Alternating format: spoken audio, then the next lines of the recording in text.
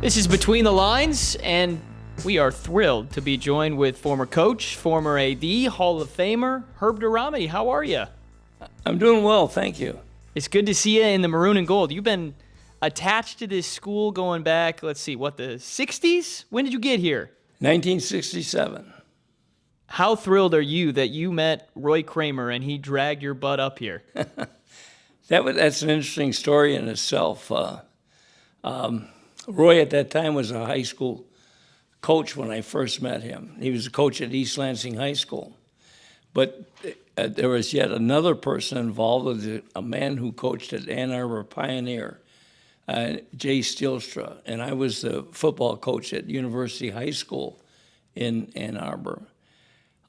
We were going to go to the state clinic, and I was going to ride with Jay to Grand Rapids for the state football clinic.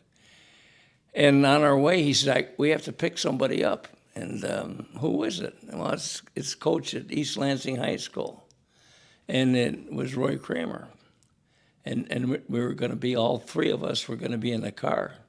And I always kid everybody that car was a Volkswagen Bug. And I think you can figure out with two head football coaches and a person that coached at Class C University High School who sat in the back of the Bug. But that's how I first met Roy and had a chance to be in the same, we actually stayed in the same room. They worked it out and built a relationship. He followed me. I was then coaching at Royal Oak Kimball High School. And Roy won the mythical state championship at East Lansing High School. And when he got the opportunity to coach at Central Michigan and be its head football coach, he contacted me and offered me the opportunity to go with him. I want to just add this. We always like to say to everybody, he hired the best coaching staff that money could buy at that time. But in truth, what it was, we were the only ones that had wives that would let them go for so little money. And that was basically the truth. I think my first contract at Central Michigan as his offensive line coach was for $8,500. A little different nowadays, huh? Yeah, a little bit. What'd you think about Coach Kramer when you first met him? You said you built a relationship. What'd you like about him? He was all football. He had an outstanding background. And it's quite interesting here because he was in the military, and then when he went to school, he went to college at Maryville in Tennessee and came out in his first high school job. He wanted to be a high school football coach. Now, his brothers all were lawyers and did positions of where all of a sudden financially it was a lot better. Roy decides he wants to be a high school football coach, and the first job he could get was at Battle Creek Central High School. The head football coach at Battle Creek Central High School was none other than Ted Colheed. Ted Colheed's well known for being the basketball coach here at Central, but at Battle Creek Central, he had won the mythical state championship, Class A football. He was the head football coach, and Roy was his assistant. He did it for 1 year, I think, maybe two, and then he wanted to venture out and become a head coach. So his first coaching job was at Hudson High School. At Hudson High School, 1 year, wins the mythical state championship. Next high school job is at Dowagiac High School. Goes to Dowagiac, has the Bierman twins, the ones that played at Michigan State and were pretty well known. 1 year, wins the mythical state championship. It goes from there to Benton Harbor. Took them a little longer. First year, they had the longest losing streak in the state at the time. So the first year was rough. The second year, he comes within one play, again, of going undefeated.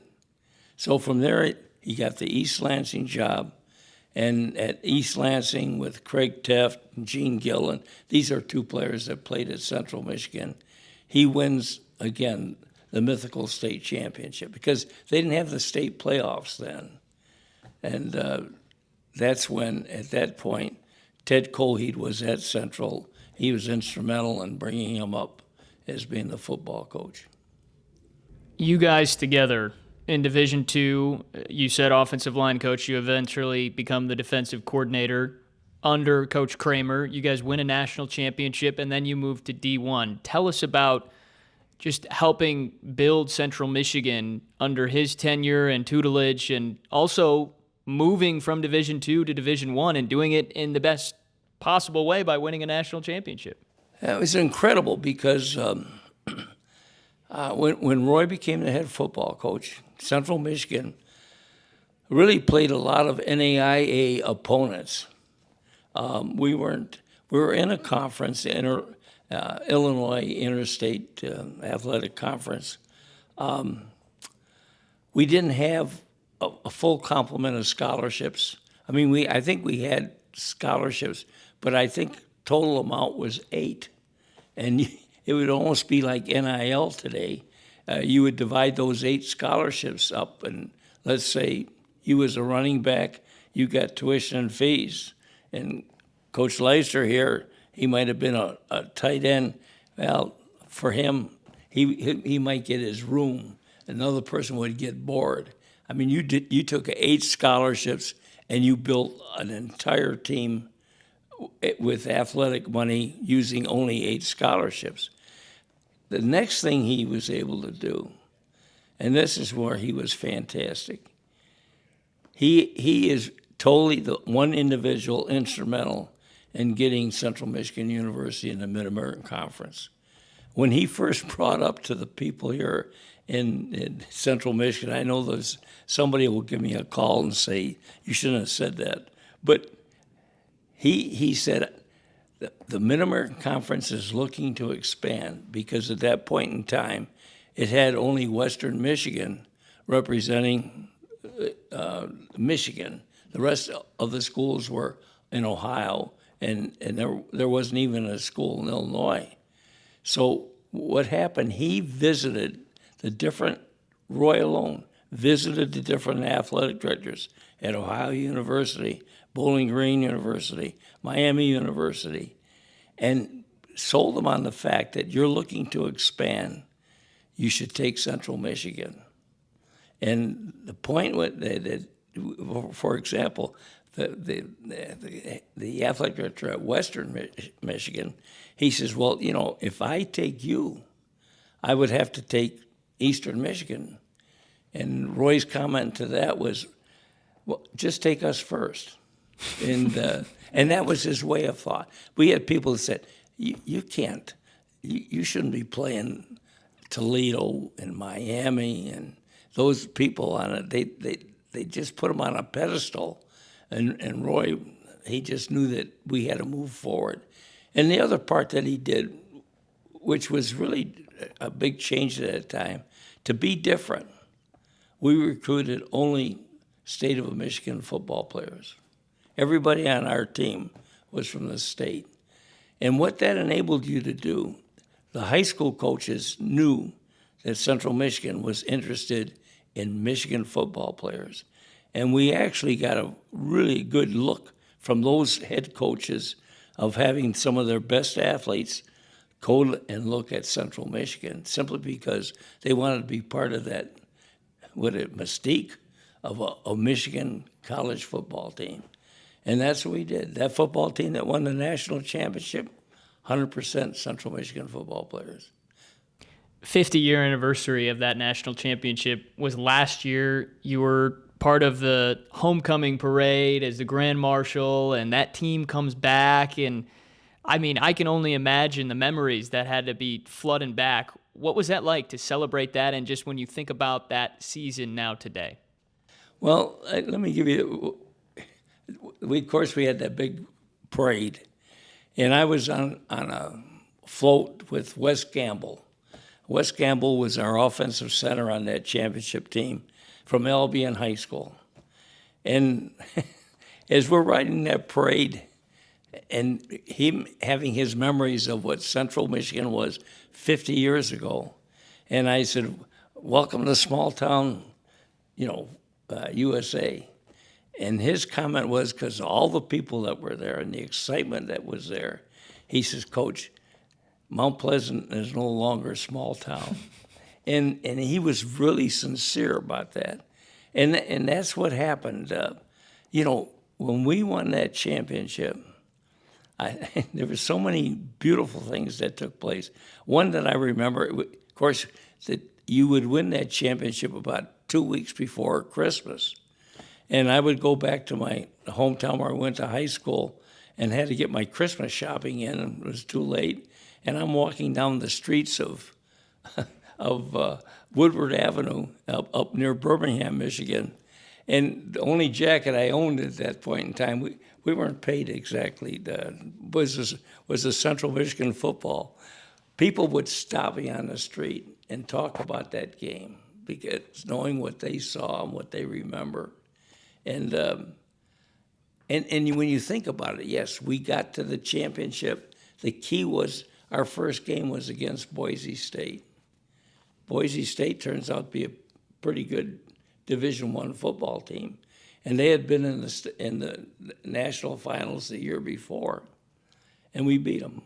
We beat them here in our stadium. We go down from there to play Louisiana Tech, another good football team. They had been in the championship game. In fact, that was the team, I think, that had beaten Boise for the championship. And we went down there and played almost a perfect game, beat them. And then our last game was against Tubby Raymond's Delaware Blue Hens team, and Delaware having that big name that they had, everybody in the East Coast knew who Delaware was. In that game, we beat them 54-14 for the championship. And we just had a football team that liked to play football. And they were so much fun to turn them loose, so to speak. And they really represented this university, but they represented the Michigan high school football. And being a part of that was special. So, I mean, you said it. Roy Kramer was behind getting this program into the Mid-American Conference. He backed it up. You go win a championship, I think you belong in the next tier up, right? Yeah, well, and go back to Roy, great visionary. I mean, first of all, he's very successful here as a football coach. What's his next job? His next job is athletic director of Vanderbilt University in the Southeast Conference. And he impresses the people that are associated with that conference so much in the period of time that he was at Vanderbilt that they want him to be the commissioner of the SEC conference. And really, I don't think a lot of people know this. The college football playoffs, the determination of a playoff to who was going to be the champion, as opposed to having a Associated Press All-American or national champion, how they used to it. He's the one that really put together the design of a college football playoff championship. Four teams at the first time. It's pretty remarkable. And then, as you mentioned, when he goes, someone's got to take over head coach. How'd you feel in that first year leading the group?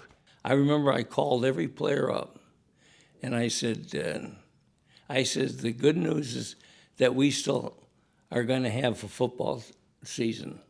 We haven't called it off because Roy's gone. And the bad news is I'm going to be your coach. But it really had a great group of guys that really understood what we wanted to do and how we did it in our approach. And the staff that was, we knew what we wanted to do and what we wanted to look like. The one thing that we did different, like I said, we started off looking like we were heroes. We beat Kent and beat Miami at Miami. And then all of a sudden, we found out after Ball State drubbed us, and we were 2-2 at the time, that we couldn't just knock them out because we had lost some key players, and we put in the read option. We had a young man named Gary Hookable, and Gary was smart, and he's tough, and we were able to put in the read option, put it in for our next football game, and if you look at the scores, we went from that next game to one after one to one after and after, and we just got better and better and better, and of course we ended it all with the last game of the year, and I always take great pride in this. We beat Western Michigan in Kalamazoo, and but we had beaten Bowling Green before that, and Ted Colheed was the athletic director at the time. They brought me in and said that I was going to be appointed the head coach. What did the guy that wrote the book on I formation think as soon as he left? What is Herb doing? He's running this read option stuff. Yeah, that was funny because Roy was a hard-nosed, tough coach, and that was our reputation. We could run the ball. People that complained about me not throwing enough, they must not have sat in the stands when Roy was coaching because, a pass was a pretty special event. But we did have people that could throw it. Like I said, Mike Frankowiak, Matt Means, who could catch it. We had some people that really made us special. So all of a sudden, when we became an option football team, but I did have Gary, like I said, Gary Hogan was my quarterback, and followed him up with a young man named Kevin Northrup. We won the championship in '79 and won in '80. And when Kevin became our quarterback, it was amazing what he accomplished. One story about Kevin, I have to say this. When Gary was still the head football coach, the starting quarterback, and we were playing Bowling Green. I was still the interim coach. This is the game that turned it around, and on Monday they brought me in, announced me as the head football coach. But we're on the field before the game, and we would walk the quarterbacks around the field and kind of review again. If the ball's here, look for this, this, and this. It's just a way of killing time because you're trying to, everybody's got their nerves before a game. And I finished that session, and Gary and Kevin are supposed to go off the field in the locker room, and Kevin lays back a little bit. And as Gary gets out of earshot, Kevin turns to me and says, I can win this game for you. Now John Leister, quarterback, he knows those are the types of things you look for in a quarterback, somebody that believes what he can do. Now I want to fast forward. That was 1978. 1979, we win the championship by going again to Western Michigan, last game of the year. This is Kevin Northrup's senior year. And before we go out on the field, before the game, just as our team's ready to go on the field, he's up there in front, and he grabs my hand, and he looks me right in the face. And he's a senior. And his words to me are, "We lose this game, I quit." No, he was just that confident. There's no way we're going to lose it. He just knew that because there's no way he's ever going to quit. Pretty remarkable that you talked about it, a couple of those championships, but you guys had just moved to the MAC. You just moved D1. You're a brand new football coach, and you win a title in '79 and '80. How were you guys able to accomplish that? Number one, we had some good players. We had some people that could light it up and go after it, offensively and defensively. Great memories of how physical we were. Had good coaches. Jim Sholey was a defensive coach. Dick Flynn was our coordinator. and he coached the linebackers, had good football players and played them well. Denny Swenson was in the secondary, then turned it over to LaFleur. Those are the people that, they make the difference on it. We got to know what the preparation or the mindset for you was when you played Western Michigan. Because this, still to this day, the best stretch in program history is when head coach Herb Deromedi went 13-2-1 against those guys. What was it about you getting your guys ready for that rivalry game? Well, there are a couple things. Rivalries are funny because there are a lot of things that stoke you, not only as a player, then also as a coach. And so I always share this story on the 74 team. We're playing down at Western Michigan. And I remember we had lost our first game, opening game of the season, to Kent State, and then had run all the way through and were undefeated going to play Western. And as we're going off the field, I don't want to say the names of the Western Michigan coaches, but I can see them right now as I look. This is Coach Bill Doolittle, was the head coach at the time. But one of the assistants, as we're walking off the field, I can hear him talk to his coaches, not to us, but basically the statement was, they haven't played anybody yet. And even though we were like 9-1 or whatever, 10-1 at the time, but he said that pretty loud.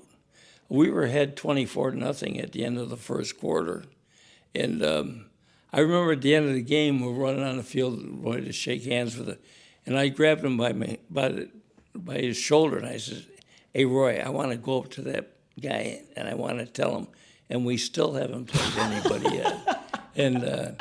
But he wouldn't let me. He was a gentleman, and I was just an assistant football coach that wasn't worried about too much in life. But the rivalry was always there. There's another reason it was there.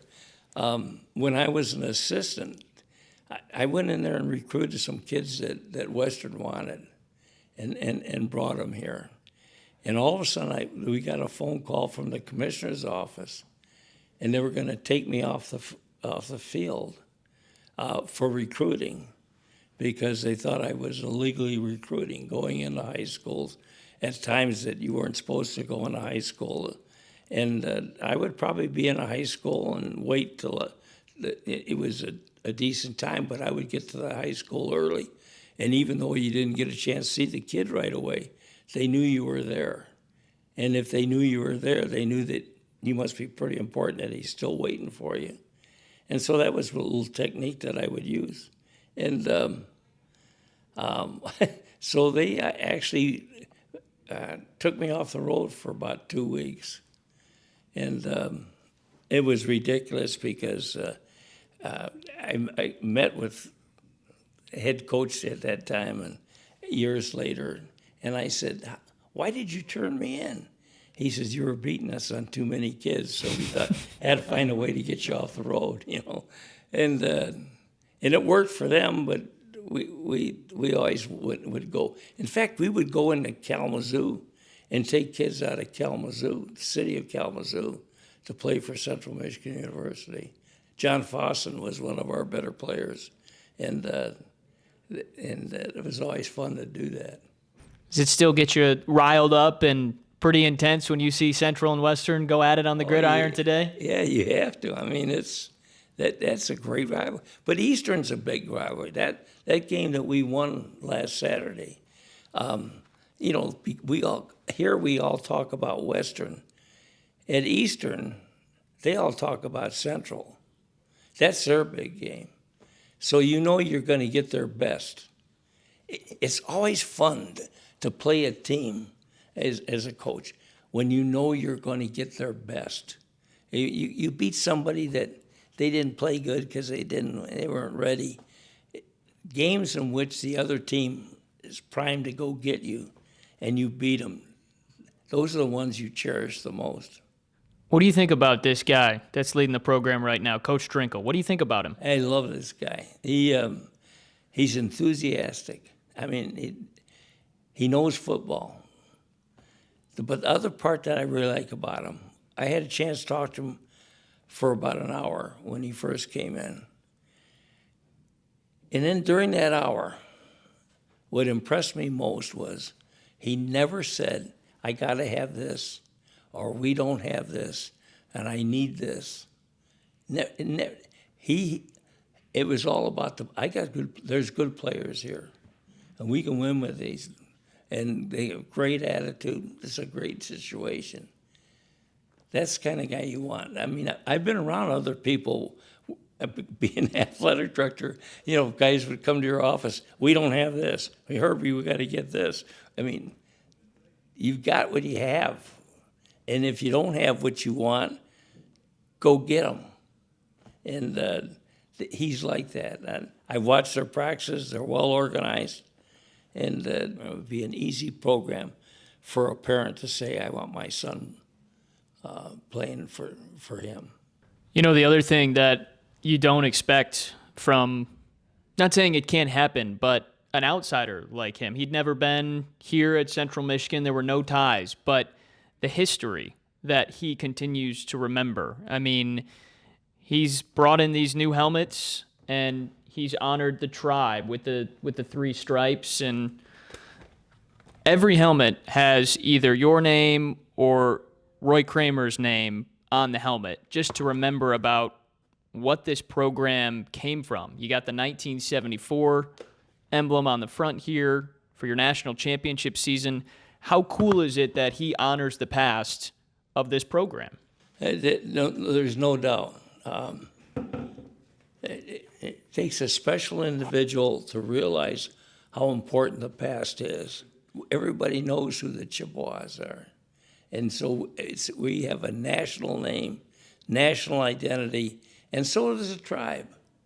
The tribe has identity with Central Michigan University. So we've had a great cooperation, and it's a beautiful thing to see from the outside. There's a lot of different from when you were first here, whether it was an assistant coach to a head coach to the AD. But when you were the AD, you helped upgrades, I believe, with Margot Yonker Stadium, with Kelly Short Stadium. Tell us about just being an AD from the administrative side and how you helped in different avenues, but still all going towards the same thing, Central Michigan University. Well, probably when I went to college, I realized I wasn't going to be an architect. So somehow I got interested in the fact that we did have to have improvements. Now, the first set of improvements really came under Coach Kramer when we went from old Alumni Field. Do you have an idea where old Alumni Field was? But where old Alumni Field was to have the stadium, and how big that was, how important that was. And once we did that, you saw the reason the baseball field moved from where we had it to where we have it now. And I played a part in that. It's been fun. I mean, facilities, the facilities are for the university and they're for the students. And you want to try to make them as accommodating as possible. And so we've been able to do some of those things, and we're pretty proud of our stadium. We can still always add more if we can put more people in the seats. So keep thinking that way. This building specifically, I mean, the Chippewa Champion Center in the north end of this football stadium is arguably best in the Midwest, best in the MAC. I mean, you got everything you want and more in here when these players come in. What do you think about this place? Oh, it's beautiful. It's and so much of it, when they were doing it and the whole design, I had the opportunity to talk to people. When I got out of being an administrator here for Central, I still didn't have enough to do. So a good friend of mine was Lloyd Carr, who's the head football coach at the University of Michigan. And he brought me down there as an analyst and really was able to work with football, be on the field, and at that time got to see some of the things that they had that if we ever had it it would be good. For example, our team room, which all players are, in rows going up. I mean, when I was coaching, our team meetings were in a classroom, flat desk and sit there, and you weren't any different than when you were going to school. But all of a sudden you go in that room and the guy in the top row is looking right straight down at the head coach.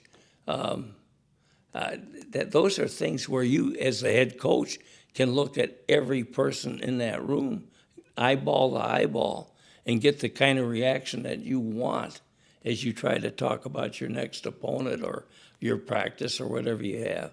So facilities are important, and we haven't cheated anybody when we look at that building. Our weight room is really nice, the opportunity that gives. Coaches' offices, parents come in. All that tells people and recruits and parents that you care. I'm sending my son to this program. Those people must care, because look what they're offering them. You talked about it a little bit earlier, the NIL piece, where players, some of them are only staying for a year or two, or coaches, it seems like, are moving more rapidly.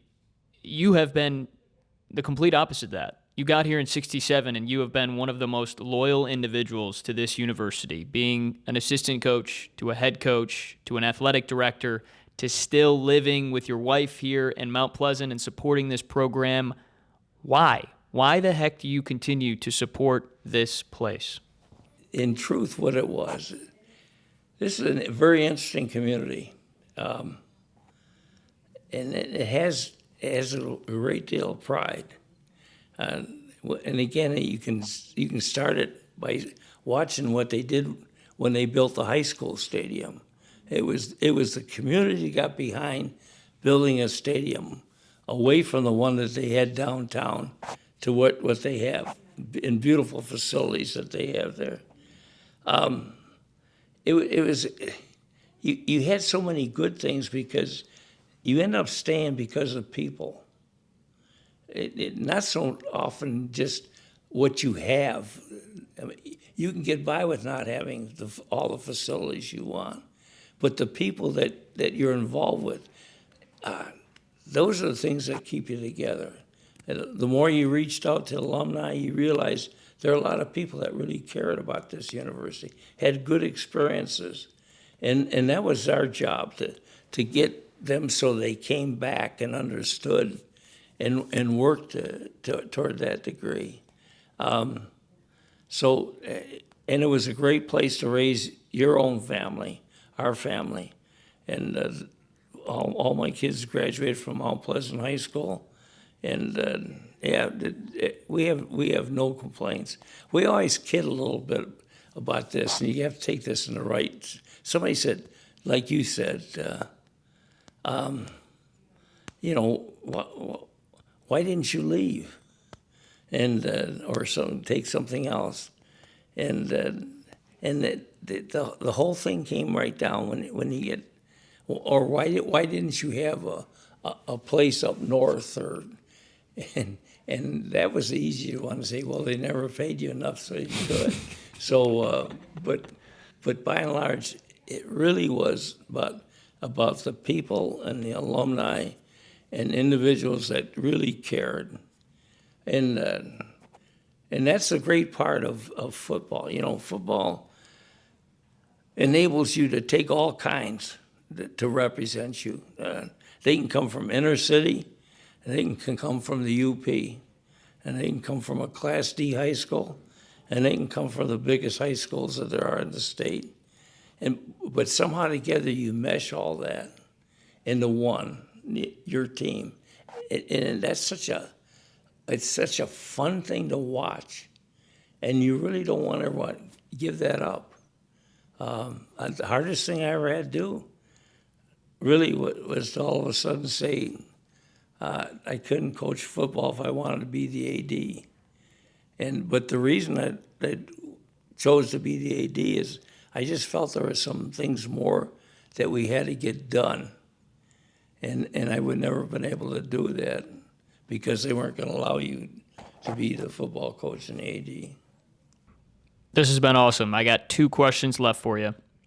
First one, you won championships here. You've watched other coaches and players win championships since you've still been around.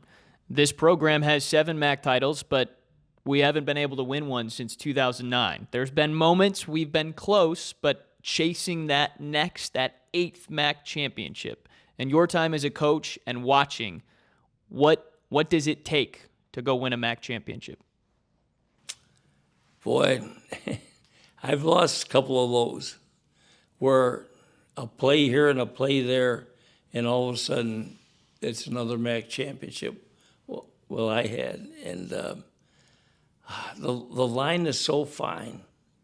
There's a couple things. Obviously, one of the key things is to have enough depth so that if injuries occur, you can overcome them. And sometimes you can't. Sometimes you get the wrong people hurt, and it takes you right out, right there. The other part is you've got to execute when you have to execute. And you got to make the, you always say, you got to make the play, whether it be on defense or offense, special teams. You got to make it. And that's the difference. I think the attitude within the team, it's there. Everybody wants to win. But you have to understand the guys on the other side warming up, they want to win too.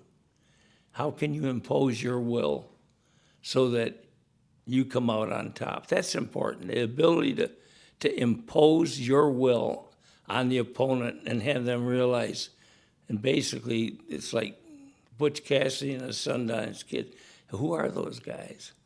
You know, you want them to all of a sudden, who are those guys? And that's who you have to be. You have to be those guys. And it is such a fun thing to be in the hunt. And sometimes the disappointment takes a long time to overcome it. But all of a sudden, as you get older, you relish the fact that you were in the hunt, and you were part of that. So I sense that when I watch these teams that we have here. We have guys that want to be it, want to be here, want to play hard here, take pride in that. And you think that if all of a sudden you make the big play when you have to, who knows? It can be your turn again to wear that championship ring. And it's really cool. I mean, you can feel it. It's like getting in a car and going for a ride. That fall, all the fans and the students and the faculty and the alums are building behind it. And you know, we don't know what's going to happen the rest of this season, but there's a sense, there's some excitement, there's some juice in this program here in 2025. Oh, there's no doubt. You could. Yeah, I was excited for that Eastern game. He couldn't help but be excited. I got excited when I again watched the San Jose game. Best part of that story, and you've heard about it, maybe if you haven't heard it, you should know this. Central plays out at San Jose, and the game ends about 2 a.m. or something like that. They get to the locker room. Roy Kramer calls the head football coach up to congratulate him. You think that people don't care? And that I'm sure that Coach Trinkle will remember that all his life. I should have called him, but I was asleep, so feel bad. But you knew they were going to win, right? No, I didn't. I congratulated him. I actually got up at 3 a.m. and then got on the computer again. We did win. I mean, that was how I found it out. But that was a great win for us. Last question for you. If someone asked you right now to describe what is Central Michigan football, what would you say? If I'm the opposing team and I'm playing Central Michigan, I think the first thing I would say, you better strap it up. You better make sure that helmet's on tight, because you're not going to play a game in which you're not going to get hit. The, our kids know how to play the game physically and take pride in that. I'm diverged going apart. Roy Kramer came to Central Michigan, and our cadence on offense. I started off as the offensive line coach, and most people at that time called, set 1, 2, 1, 2, 3, or whatever they were saying. And at Central, it was hit, and Roy had that Southern drawl, so it was hit, and that's how we called it. We went on second hit, and it always became big with us.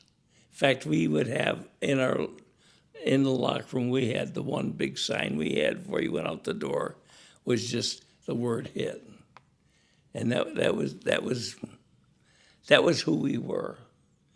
And I again, if I'm an opposing team and I'm playing Central Michigan, I'm looking at somebody that's sound, knows what they're doing, and get ready to be involved in a physical. They're not going to try to just fool you. You're not going to get beat by somebody that lives and dies on trick plays. Now, we might have one or two, but at the same time, there's no easy way out. You got to go through the door to play us. So that's it. Love it. Well, Coach Deromedi, this has been unbelievable. Your storytelling, the history, the knowledge you have, and just everything that you've done for this program and this university. We thank you, and enjoy the rest of the season. Hopefully this is a memorable one for the Chippewas. We will. Thank you very much. Appreciate it.